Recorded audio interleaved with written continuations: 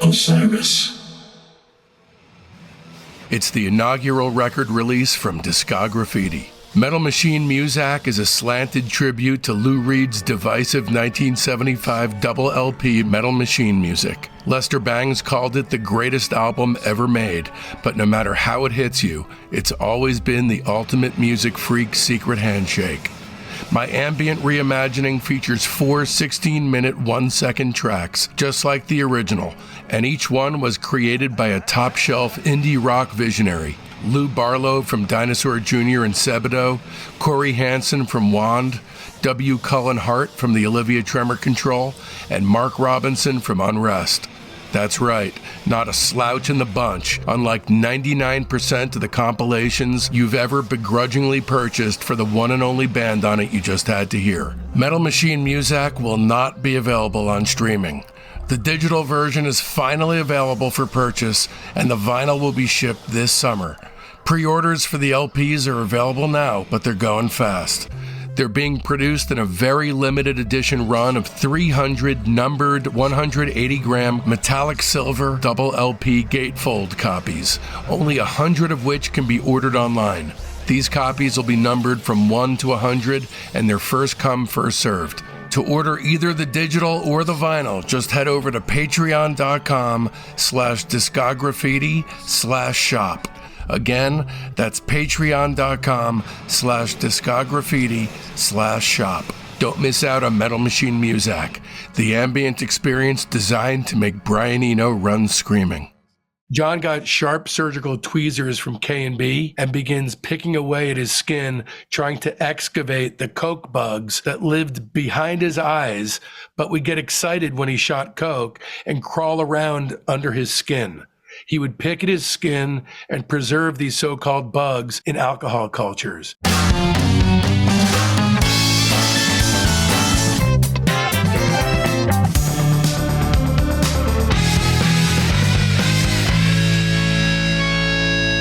Welcome to Discograffiti, the Music Obsessives podcast that gives freaks like you and me the chance to connect with a brotherhood obsessed with rating the entire discography of every single artist and band that ever mattered. I'm your host, Dave Gebroe, and with 3 to 4 episodes each week, you're going to gain a comprehensive knowledge of an act's history and output in the time it takes to listen to one album. Each new guest swings a hard left into an area you either had no idea you needed to know about or know all about and can't believe you're not alone out there. I am thrilled to announce that we have partnered with the podcast network Osiris Media, the leading storyteller in music. You can check out all their music podcasts at osirispod.com. And in this episode, we'll be turning our spray cans on John Phillips' solo career,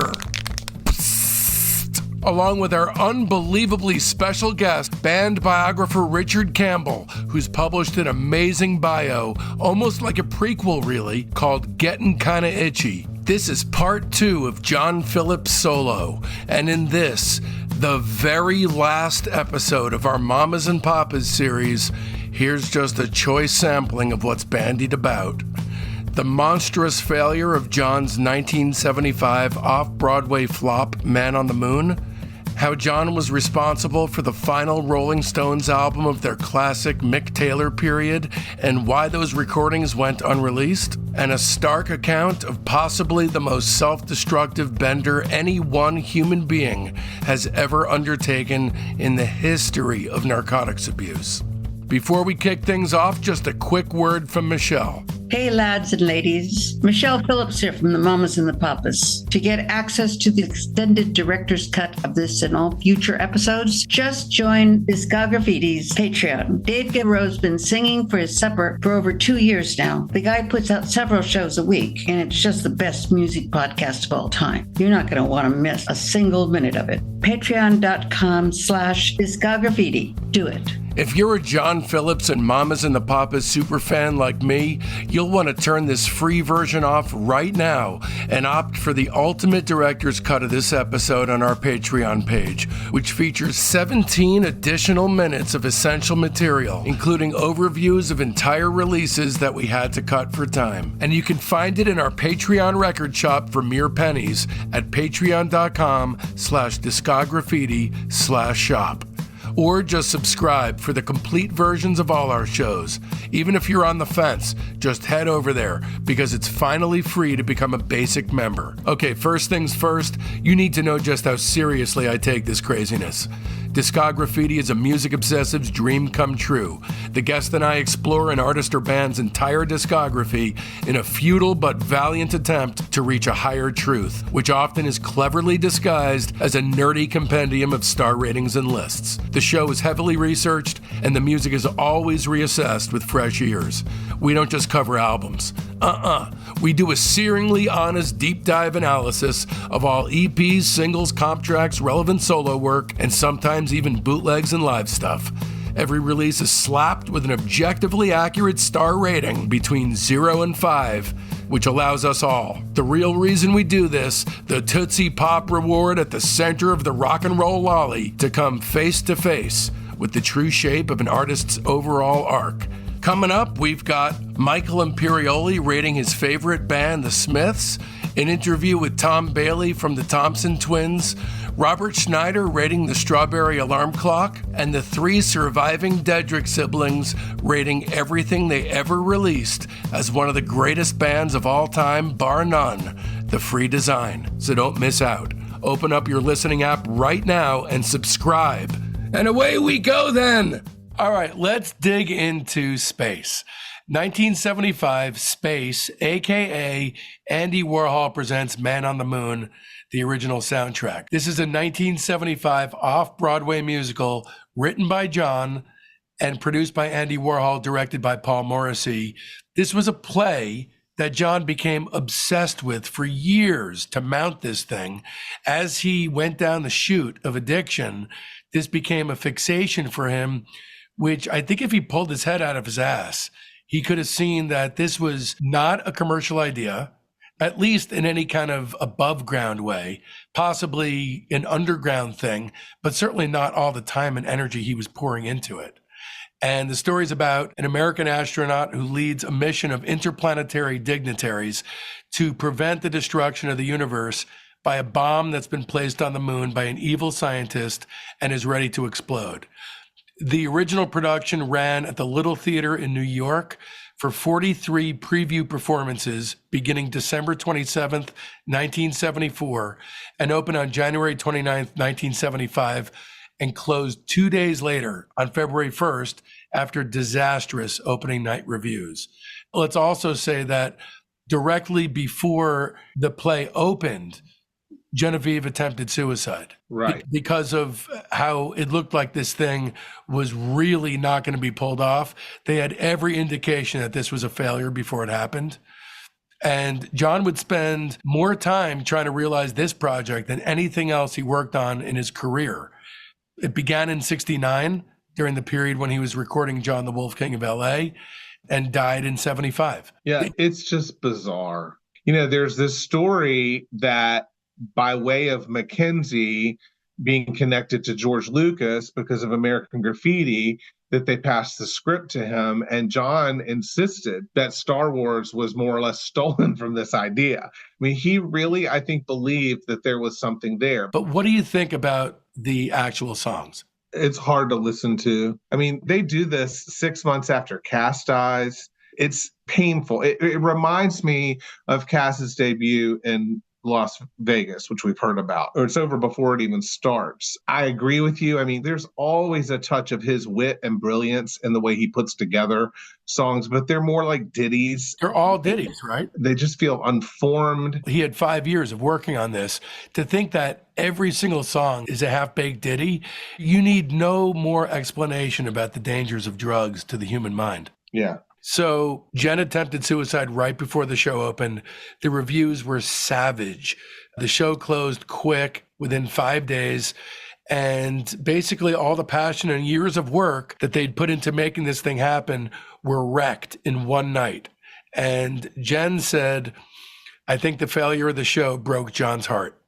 The humiliating collapse of this long-held dream had to have exacerbated all the demons that were only intimated at this point within John. Now they were fully teased out. And from this point on, his addiction to drugs would take a very deep hold on his life. I'm glad this actually exists as an artifact, but mainly for his sake, not mine.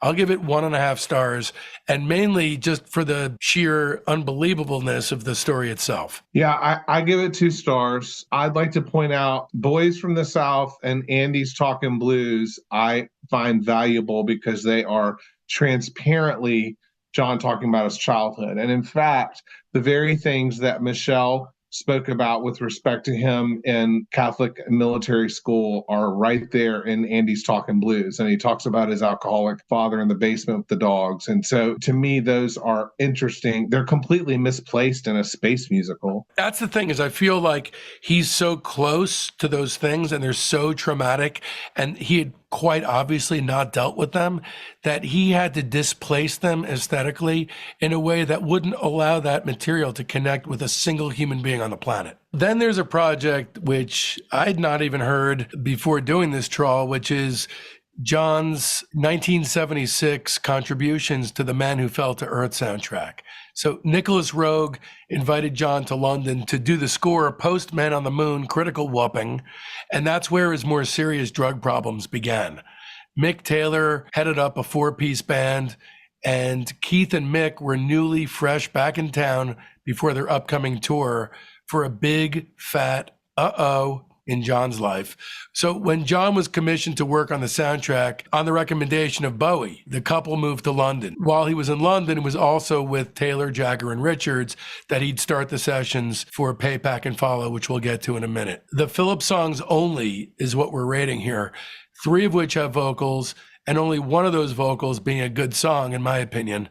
Ultimately, Boys from the South, America, Space Capsule, and Desert Shack are really cool, and it's worth listening to. I give it 3.5 stars. Yeah, I would give it that same rating. I think it suffers from having been buried for so long. We knew about it forever, but you couldn't get to this music. When you put this up against what we just talked about, it's kind of amazing that this coheres as well as it does. I mean, John did have an ability to write instrumental music. We talked about that as far back as like Frustration with the Mamas and the Papas. He could compose. I don't think it's actually surprising, because a lot of times if you look at something long enough, it doesn't make sense anymore. And a lot of the greatest artistic work is tossed off without a second thought because you don't have a chance to fuck it up. Yeah, maybe so. Now, this next one is not a curio. To me, this is probably his last super interesting and arguably great work. When I first learned about Pay, Pack, and Follow, I thought, how does nobody know about this? You know, the height of the Stones is inarguably 68 to 72. It's the Mick Taylor band.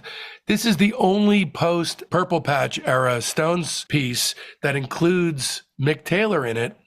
It was recorded over 76 and 77 and released as Pussycat eventually, which is just the previously unreleased original 1978 mixes. You know, following the Man on the Moon debacle in New York, John would rarely spend more than 6 months in one place. Jen said, we read a biography of the British explorer, Sir Richard Burton. He used to send his wife these telegrams in Peru, and he would be in Arabia. He would say, Pay, Pack, and Follow. And John used to do that to me, and then decided to use it as the name of the album project. So Pussycat, which is what surfaced when it was officially released, is possibly actually the original lost master tapes, whereas Pay, Pack, and Follow was in fact supposedly demos and run-throughs. Right. So at one point in time, too, it was Half Stone. So when it first started percolating out, it was called Half Stone. And then it was Pay, Pack, and Follow. And then it was Pussycat. But Pussycat are the polished studio recordings, and they are different than Pay, Pack, and Follow. I definitely prefer Pay, Pack, and Follow. I prefer the sequence. I prefer the roughness. This is a rough record in so many ways. But let's get into the story here, because the story is so interesting, and it's horrifying too. So it was recorded in 76 and 77. 76, 77. Okay. Featuring members of both the Rolling Stones and Traffic, produced by Mick Jagger and Keith Richards. John Phillips was actually the first artist signed to Rolling Stones Records in 76. And this was supposed to be his grand coming out party on the label. This was originally going to be a Mick Jagger produced effort based on the prodigious amount of time he'd been spending with John, attending cricket matches and having sleepover parties in aristocrat castles and such. But then once Keith started seeing the potential, Keith started attending the sessions. And like so many before him, including Graham Parsons, John got burned circling the Stones' orbit. Those two together in close quarters for long periods of time at that particular junction in history was the worst imaginable thing that could have happened to John. It's also, in a sense, the final Stones album of their classic period, because John roused Mick Taylor from his home in dealing with his own addictions. And it was the first time since he left the Stones, and notably the last, that Mick Taylor recorded with the Stones. That makes this a crucial release, not of archival interest, but of archival interest as well, and always did in my eyes. So what happened is, in the summer of 76, Keith and Anita lost a child in infancy and threw themselves into addiction to ease the pain. They left their place and moved in with John. Bad move. So Anita would just basically stay in her room, snort coke, and cook shots of heroin. Keith and John started spending long hours at the studio. Mick started getting disgusted by the situation and began to pull away. Also, the session's engineer, Keith Harwood, left the session and passed out from drugs behind the wheel of his car and was killed. Mick started showing up less and less. Keith and John would arrive at the studio late at night, and John would promptly shoot up. Nothing would happen either before that shot or, unfortunately, afterwards most of the time. Goldberg, who's the engineer or the producer? Engineer, right? Right, engineer. Goldberg remembers Richards standing looking perplexed by his guitar amp one night. I go over to find out if I can help him out with something. This is Goldberg talking here. He's just looking at his guitar amp. He looks at me, looks back at his guitar amp. Finally, it's like a light bulb went on over his head. A big smile comes over his face, and he says, "I forgot my guitar." Another time, John comes stumbling out of the bathroom and into the control room. There are little blood stains on his shirt sleeve. It's so obvious that he's been shooting up. He sees me cracking my knuckles and says, "You know, you really shouldn't do that. That could be a problem for you later in life."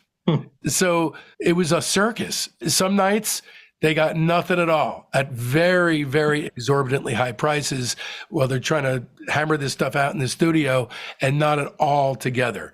The material they recorded sometimes had the feel of classic mid-70s Stones that was connected with Phillips' songwriting firing on all cylinders. Sometimes, not all the time, but sometimes. They also weirdly highlighted Phillips' chameleonic tendencies, because at some point he seemed to be doing a pastiche aping of Jagger's vocal style. I mean, it was like he was acting. It was like he was playing a role as Mick. There's no vocals that he does that are like this. They're really raw. It probably didn't help that he was blowing his lungs out, smoking this, that, and the other thing, but he sounds like Jagger here. He wanted the album to sound like the Stones, but the reality is he was kind of overpowered by them. You know, a lot of the music is good. 3 or 4 songs were cut by Christmas 1976, and already they began to grind down in the studio. As Mick retreated, everything was mainly left to Keith and John, and they frittered their time away in a chaotic heroin blur. From Papa John, his autobiography, "My voice began to strain and growl in some sort of tribute to Mick. I've always been a vocal chameleon, taking on the colors of whomever I'm around. When I was around Denny, I sang smooth and warm like Denny." So during Christmas 76, they stayed at Keith's Redlands estate, shooting and snorting smack and coke every day, and then came back to London, and by then had about 6 tracks. The sessions wore down at that point and were then suspended. That's when Jagger and Richards left for France to record Some Girls, and Phillips was left to complete the album on his own. Goldberg says at that point, John wasn't even capable of getting out of bed, let alone finishing an album. But they did eventually complete a finished mix and hand it into Atlantic. Phillips says that without any obvious singles, the decision was made to bury the record and swallow the loss instead of releasing it. I recommend, if you listen to this, you go with Pay Pack and Follow, mainly because Pussycat starts with two of the weakest songs on the record. I don't know why they sequenced it that way, but Pay Pack and Follow has a whole bunch of really strong songs leading the charge. The album kind of disintegrates by side 2, in my opinion, but it starts with Mr. Blue, which is a sleazy rocker and most like a Stones song on the record. It's a great song. I mean, Mr. Blue is ever present. You know, we saw it on the Jack of Diamonds record. It's here. And the new group did it too. And he liked it, obviously, because he would continue to perform it and rework it. I mean, all the really good songs are on side 1. Right. But She's Just 14 is probably my favorite song on the record. It kind of sounds like Sweet Virginia from Exile, although I believe it's about Mackenzie Phillips. And especially in light of incest allegations later on down the road, it's kind of disturbing because John's singing about his 14-year-old coke-sniffing daughter fucking guys in the back of a limo. And I believe Jagger, who sings on the track, had actually had sex with her. That's what Mackenzie reports. Another curious thing about this is that there is a recording of this song by none other than Tim Curry that was produced by Lou Adler on Ode, and Mackenzie sings backgrounds on it. I think Michelle may as well. Wow. But yeah, it's about her. And if she's just 14, that's as far back as 73. So I guess that's, when she's doing American Graffiti. Yeah, it is disturbing. I mean, I think it was disturbing before the allegations, but it's even more so maybe now. Yeah. And I mean, I guess it's disturbing there because now we know about Mick, if nothing else, the fact that Mick is involved with this. So yeah, Mick's right there, just like on You're So Vain. Anything about Mick. Yeah. So apparently what happened was Mick invited John and Mackenzie, who apparently was 18 at the time, up to his New York apartment for a tuna sandwich.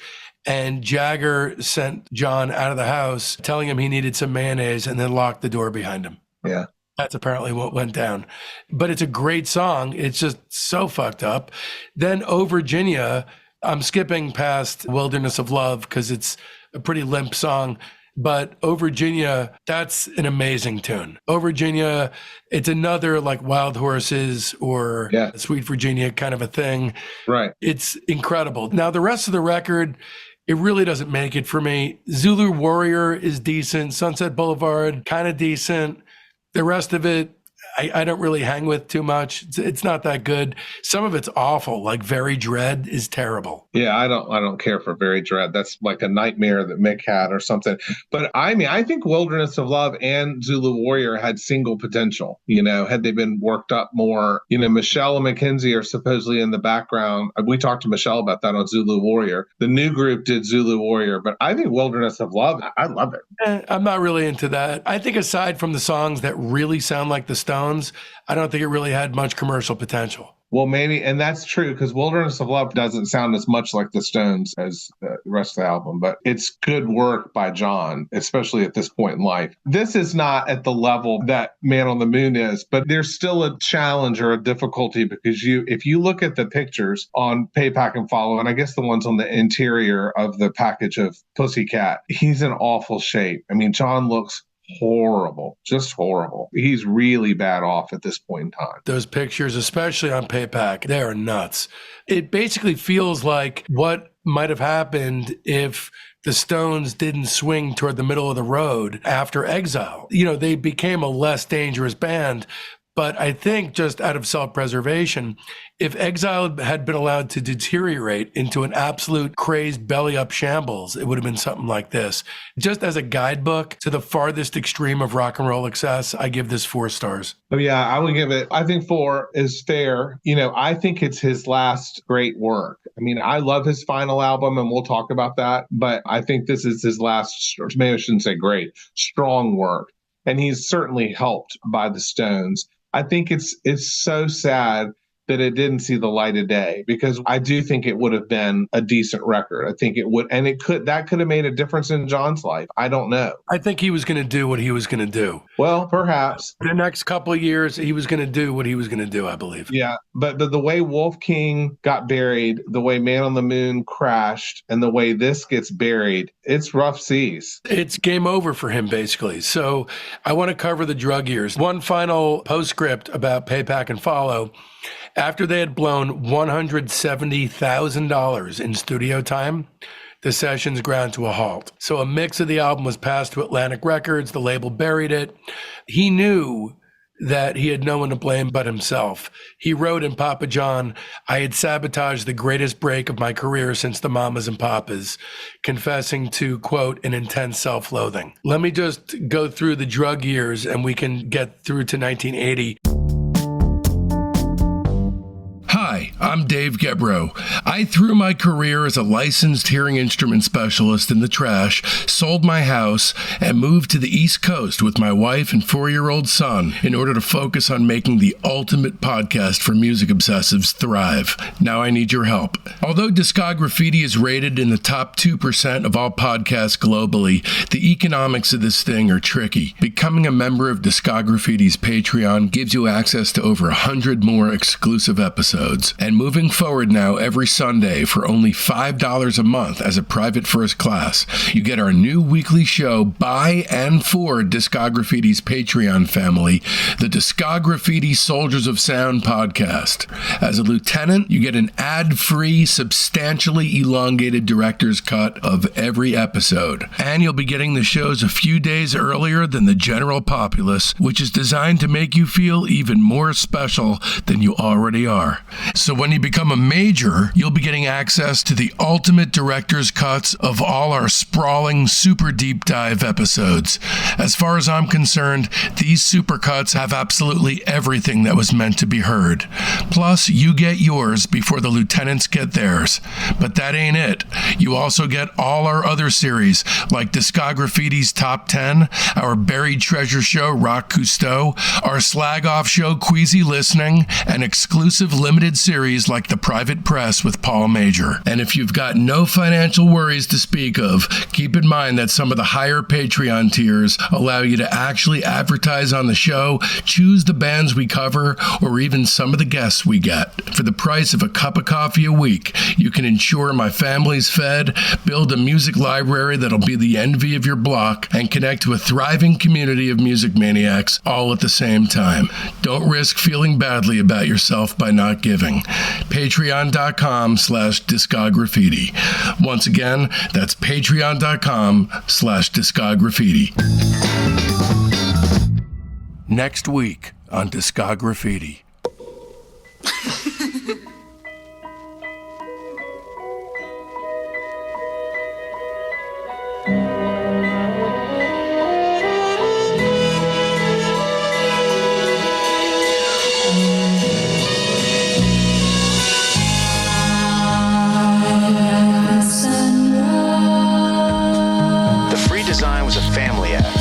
Chris and Bruce and sister Sandy Dedrick and younger sister Ellen joined in 1968. Never seemed as simple as they were because of the music. Music was as soft and breezy, as antithetical to the times as it implies. Vocal parts swoop in and out and double back on one another. Dances over and around acoustic guitars in the mix. There's a harpsichord, bongos, tambourine, light bossa nova flavorings, folk, and even touches that told you these kids knew something about jazz. Jazz. We got jazz. John and Jen needed to get back to New York. They could sense they were slipping deeper into heroin. Jen actually bought an electroshock box, which looked something like a Walkman from Mick Taylor, in order to block opiate addiction. They got back to New York and crossed paths with a doctor that would shoot them up with pharmaceutical coke in order to get them off smack. To explain another way, now they were addicted to both. Jen would chat up the doctor about literature and all kinds of highfalutin things, while John would steal whatever he could from around the office while the doctor was distracted. They went to him every morning while they were living in a hotel, with John shooting street smack with broken eyedroppers. And the augmentative scripts that were written for Percodan for John to get through the initial jitters, those were filled at a pharmacy called K&B, which for John was the beginning of the end. John, quote unquote, enjoyed a 3-year ride at K&B. Here was the scam. John would be handed triplicate script books and got barrelfuls of narcotics that would be used as currency to procure all the high-grade coke that he'd need to shoot that shit about every 15 minutes or so. Although at this point, John was off heroin, there was one hitch in the plan. John sampled the Dilaudid. Pretty soon, he was hooked now on coke and Dilaudid. If you haven't been on Dilaudid, I've been on it in hospital situations. It's like totally pure pharmaceutical heroin. In August 77, sessions were reactivated for the Pussycat Pay, Pack, and Follow project, but John and Keith would show up at the studio sometimes as much as 4 hours late, all fucked up on heroin. They'd get to the studio, and then John would march right past everyone and go straight to the bathroom, and sometimes just get into a loop of shooting up over and over and over again. And this was at $175 an hour. One night, Keith and John got so loaded that they spent the entire night either in the bathroom or tuning their guitars and trying to remember what song they were working on. Soon, he'd be shooting up every 10 minutes, and he was down to 140 pounds. And he was 6'4". Right. You got to look at a picture of this guy. He was so gaunt at this time. So in December 77, Mick and Keith officially quit and go to Paris to cut Some Girls. And that's when John, still spending $500 a week, even with the K&B scam going on full force, started selling off all his personal property to shoot into himself. A Bentley, 2 Rolls Royces, and 1 other car, some art, Tiffany lamps, Warhol lithographs, and more. Plus a $5,000 loan from Mick Jagger and another $5,000 from Jack Nicholson, and John was off to LA. Then Michelle takes Tam away from John and Jen at the end of 77, and so the two of them enter 1978 alone and in serious trouble. Somehow Jen finds the will and strength to give it up and temporarily splits from John. She begins having visits with Tam and decides to pull her life together, but John pulls her back into the lifestyle. John got sharp surgical tweezers from K&B and begins picking away at his skin, trying to excavate the coke bugs that lived behind his eyes, but would get excited when he shot coke and crawl around under his skin. He would pick at his skin and preserve these so-called bugs in alcohol cultures. By 1978, this guy was stark, raving mad. Yeah, and if you can find the video of him and Michelle singing on Denny's show, it's in the summer of 1978. And this is when Michelle told you that they got to Canada, and as soon as he got there, Denny had to take care of him pharmaceutically. But you can see it in living color. I mean, he is literally babbling. And Michelle pats his hand and basically says, we got to sing the song. It's horrible. It's horrible. He looks gray. I mean, his skin is literally the color of ash. So he's arrested in 1980. In 1981, John is sentenced to an 8-year suspended sentence for drug trafficking and winds up only serving 30 days. And quickly sinks into alcoholism. His marriage to Jen disintegrates. They get caught up in a vicious 6-year custody battle and attempt a reunion of sorts 10 years later, by which time Waite says that too much dirty water had flowed under the bridge. She said she still loved John, but, quote, I was very bitter because he'd put me through all the drugs and then the custody battle. And then through the 80s, it's almost more embarrassing than the 70s because he's flouting this recovery thing, I think as a way to avoid the sentencing, but covertly is still abusing certainly alcohol, but I'm guessing tons and tons of drugs too, and forms the new Mamas and Papas with Mackenzie, Denny, and Spanky McFarlane. Yeah, and don't forget, Bijou, his youngest child, was born in April 1980. So in the midst of all of that absolute bottom, Genevieve has a baby. And what a sad beginning for Bijou's life. Right. We can touch briefly on Many Mamas, Many Papas. These are studio recordings from 81 to 89. There's a ton of stuff on this. And a lot of it, as far as I'm concerned, is pretty damn bad. But there's decent stuff. And if you cherry pick it, it actually makes a decent record if you really cherry pick the songs. Like Frankie is halfway decent. Chinaman. I mean, first of all, what is Chinaman? John wrote it. It's so batshit crazy. The lyrics, they're so unbelievably racist and weird. How did he decide to actually release this? I will say, though, I Wish is his 1980 single that never was, and probably the best song on the entire collection. And probably John's last great song. One of a small handful of actual excellent songs on the collection. I hate to say it. Last time I listened to it and preparing for our time together, it's one step above a hotel lounge. I mean, in a lot of places. I mean, It's nice enough. They're pretty melodies, but it's a far cry from the golden era. Overall, I'd give it 2 1/3 stars. But my pruned collection of this record, if you cut it down to the best 40 minutes, I'd probably give it 3 3/4. But it's 2 1/3 for me as it stands. So I give it 3. I like Love Song. It's weird now knowing the allegations. I like Flowers, but Flowers, I can tell you, having heard a Denny lead on it, is much better. I like Fairy Tale Girl. That's really about Mackenzie. So that strikes you oddly now, too. I know that you'd like to leave Kokomo for a little longer because it's a favorite, but talk to me about your love for that. The only thing I have to say is 0 stars. It sucks on every conceivable level. Fuck you, Kokomo. And, as much as I love you, John, I hate that you unleashed this pile of shit into the world. Yes, Mike Love made it even worse than it initially was. But, ultimately, John was the guy who gave birth to this thing.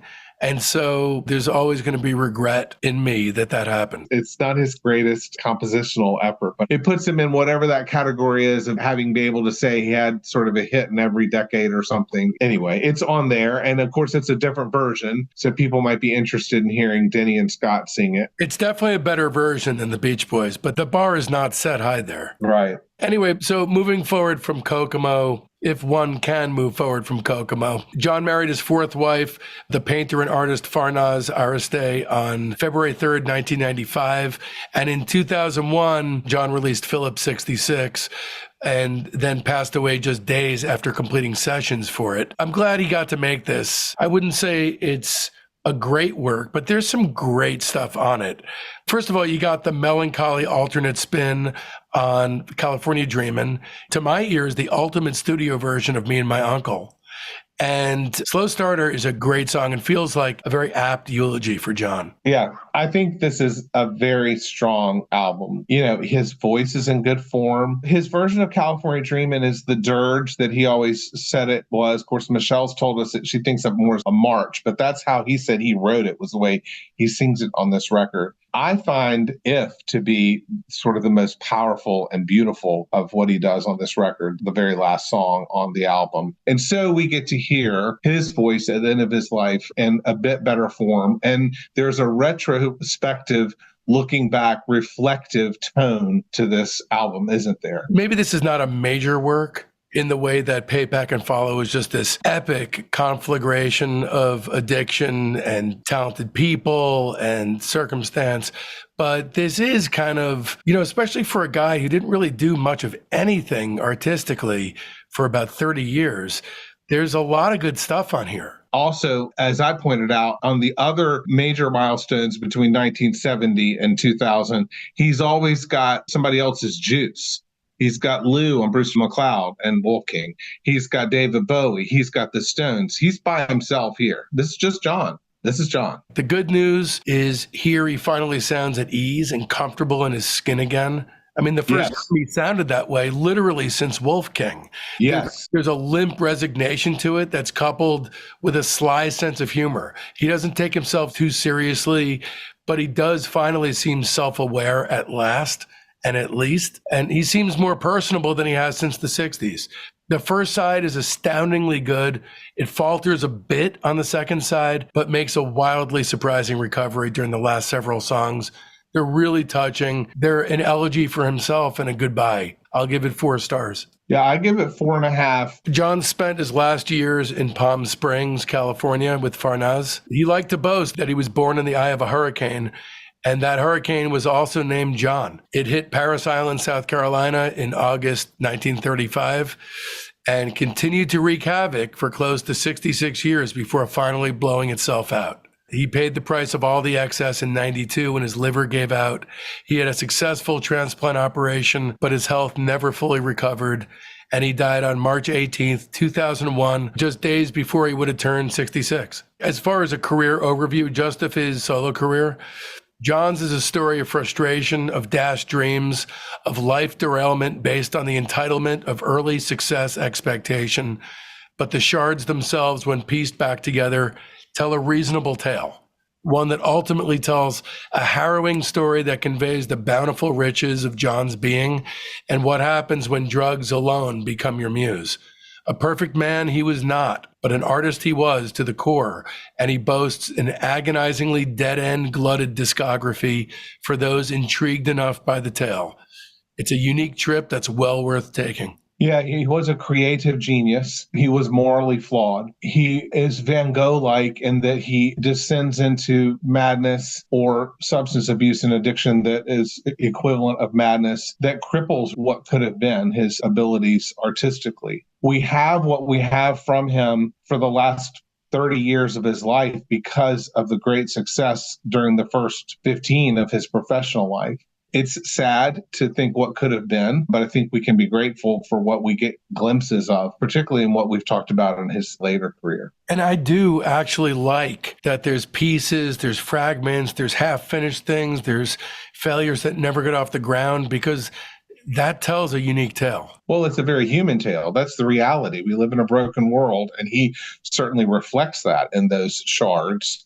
Chris Campion, who's written articles some of your listeners may have read on him, has worked up probably the most exhaustive biography. And the last I spoke with Chris, he intended to self-publish, but may have a publisher as well. But when it comes out, it will be the definitive story of John. He's researched it for decades and talked to primary sources. Wow. That's going to be an incredible read for me, because having read Papa John so many times, I've never read a book 3 times. I'm looking forward to dispelling the myths, because I've started to believe it part and parcel. That's why it was so educational and informative hearing Michelle bat down all that crazy bullshit that's in there. Yeah. And, John, like Cass, suffers from a fair amount of mythology, some of his own making. I do think when you look back on the man, when you go from the abstracts and the smoothies all the way to If, the final song on this record we've just talked about, that's a broad sweep. That's a long road, and it is interesting to follow.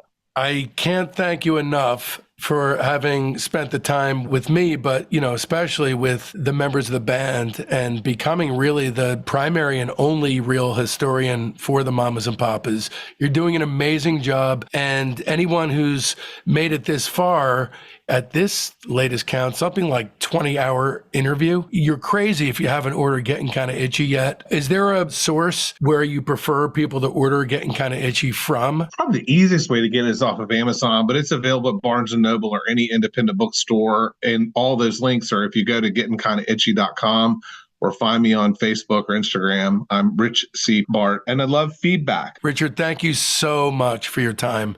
Thank you. It's been great. All right, that about does it. And a big, big thanks to all of you who hung in there for the entire duration, which I believe at last count was 20 hours, including all of the side interviews that Richard and I did. Stay tuned, because next Friday is the long-awaited premiere of our free design series, in which Sandy, Bruce, and Ellen, the 3 surviving bandmates from the Dedrick family, give their most extensive interview ever. 5 gleaming hours of sunshine pop gold. This Monday, the ultimate cut rolls out for our Patreon's major tier. It's the show as it was truly intended to be heard, ad-free, and with all the essentials left intact. And then on Wednesday, the lieutenants get their slightly shorter edit. And then on Friday, the rest of you penny pinchers get to join in on the action. A heartfelt Discograffiti thanks goes out to my beautiful wife and son, Jen and Mason, Michelle Phillips, Richard Campbell, Fernando Perdomo, Rudy Fishman, Becky Boyd, my incredibly loyal fans, and especially the entire Patreon community, the Soldiers of Sound. I love every last one of you, and this show would not exist without you, my friends. Speaking of friends, it's high time for some new ones. They're in our Facebook group, Discograffiti Soldiers of Sound. That's the best way to find out what's coming up on the show, but there's a hell of a lot more. You get recaps of the day in music history, the ability to pitch questions to guests, polls that put you in the driver's seat on guest and band decisions, and access to a thriving creative hub if you're looking for a collaborator.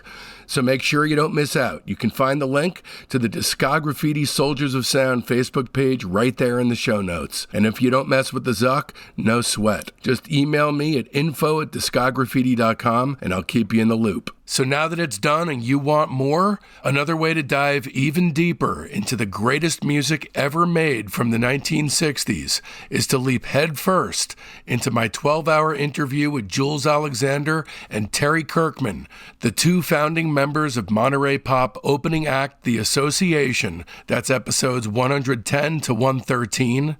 Vashti Bunyan rating her entire catalog. That's 103 and 104. Os Mutantes Sergio Diaz on the early days of the band, that's 86 and 87. Burt Summer, 83 and 84. A tribute to David Crosby, that's 77 and 78. Lou Barlow rates the Zombies, that's 59 and 60. Bob Forrest on the band, that's 25 and 27. Monkees manager Andrew Sandoval rating the Monkees, that's 22 and 23. The Bee Gees' Psychedelic Beginnings, that's episode 10. And Sly and the Family Stone, episodes 5, 6, and 7. Join us during the upcoming week. This Sunday, you can expect another deliriously sociopathic entry of Rudy Fishman's Discograffiti Soldiers of Sound podcast. These are real people with talent and a burning fire deep inside, just like you and I. Get to know your new music-obsessed friends. And of course, be sure to mark your calendars, because next Friday, June 21st, we're coming at you with Sandy, Bruce, and Ellen Dedrick from The Free Design. Trust me, you're not going to want to miss it. And so, from now till then, don't let our youth go to waste, lads and ladies. It's Discograffiti!